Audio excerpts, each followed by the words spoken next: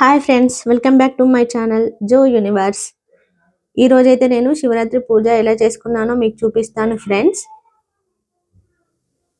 ఉదయాన్నే లేచి ఇల్లు మొత్తం క్లీన్ చేసుకున్నాను.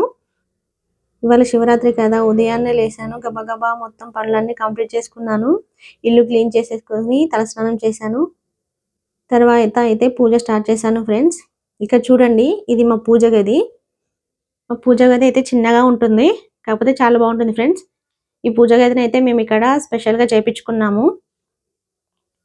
ఫస్ట్ అయితే నేను దేవుడి ఫొటోస్ అన్ని క్లీన్ చేసుకున్నాను. తర్వాత దేవుడికి బొట్లు పెట్టేసి దేవుడి ఫోటోలని ఇలా పూలతో డెకరేట్ చేశాను. మళ్ళీ దేవుడి ఫొటోస్ ముందు ఇలా పూలు చల్లుతూ మొత్తం కొంచెం గ్యాప్ లేకుండా మొత్తం పూలతో మొత్తం దేవుడి ఫొటోస్ ముందు మొత్తం డెకరేట్ చేశాను. నాకు దేవుడిని డెకరేట్ చేయడం అంటే చాలా ఇష్టం ఫ్రెండ్స్. ఫ్లవర్స్ డెకరేషన్ అయిపోయిన తర్వాత మంగళహారతులు అయితే క్లీన్ చేసుకున్నాను. మంగళహారతులు క్లీన్ చేసుకున్న తర్వాత ఇలా పెట్టేసి వత్తులు అయితే రెడీ చేసుకున్నాను. మా మంగళహారతులలో ఒకటి స్పెషల్గా కనిపిస్తుంది ఫ్రెండ్స్. అదేంటంటే పీకాక్ ది బొమ్మ. అదేంటంటే ఆ పీకాక్ బొమ్మలో ఇవి ఉంటాయి కదా, అగరవత్తులు, అవి పెట్టాలి. అది చాలా బాగుంటుంది. అదైతే మా ఆయనకి వాళ్ళ ఆఫీస్లో గిఫ్ట్ ఇచ్చారు. మా పూజ గదిలో అయితే ఇది హైలైట్గా కనిపిస్తుంది. ఇప్పుడు దీపాలు వెలిగించడం కోసం వత్తులు అయితే ప్రిపేర్ చేసుకుంటున్నాను.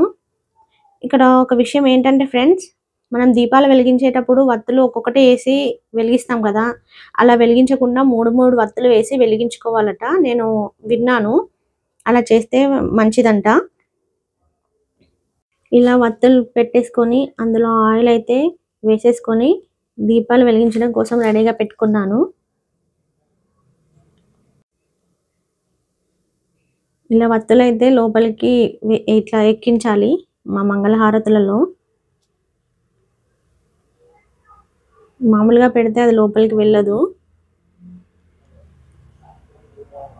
తర్వాత ఇక్కడ పైన పూజ గది పైన నేను కొన్ని పూలు పెట్టడం మర్చిపోయాను. సో మళ్ళీ రోజ్ ఫ్లవర్స్ పెట్టుకున్నాను.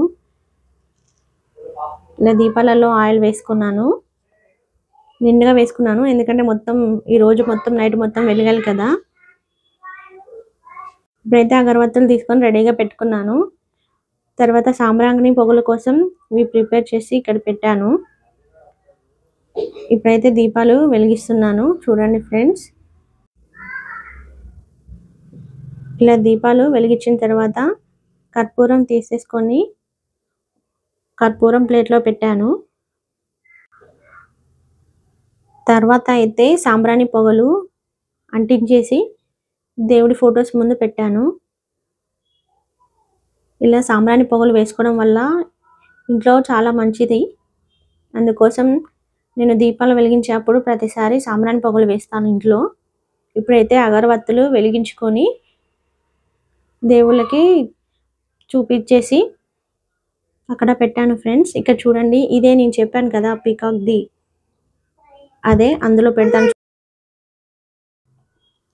అగరవత్తులతో దేవుళ్ళకి చూపించేసేసి ఇక్కడ పెట్టేశాను. ఇప్పుడైతే కర్పూరం వెలిగించి ఇలా దేవుడికి హారతిస్తున్నాను ఫ్రెండ్స్.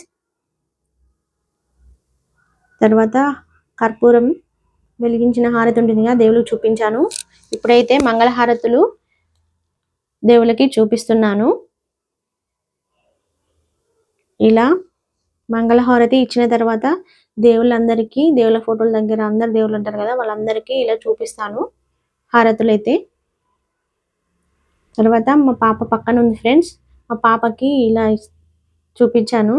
తను చూడండి ఎలా తీసుకుంటుందో హారతి.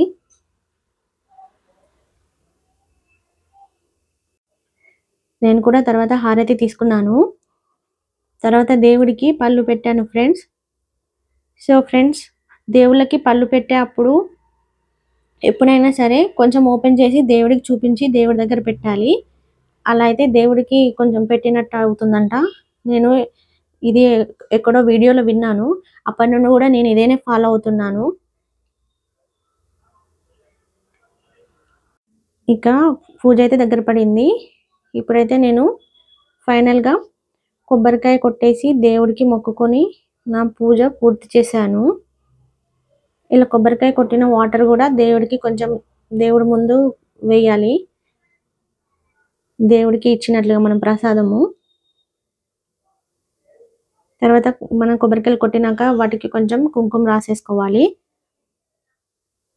సో నా పూజ అయితే కంప్లీట్ అయింది ఫ్రెండ్స్. మరి మీరు మీ ఇంట్లో ఎలా పూజ చేశారో కామెంట్లో పెట్టండి. Thank you friends for watching my video. Thank you so much.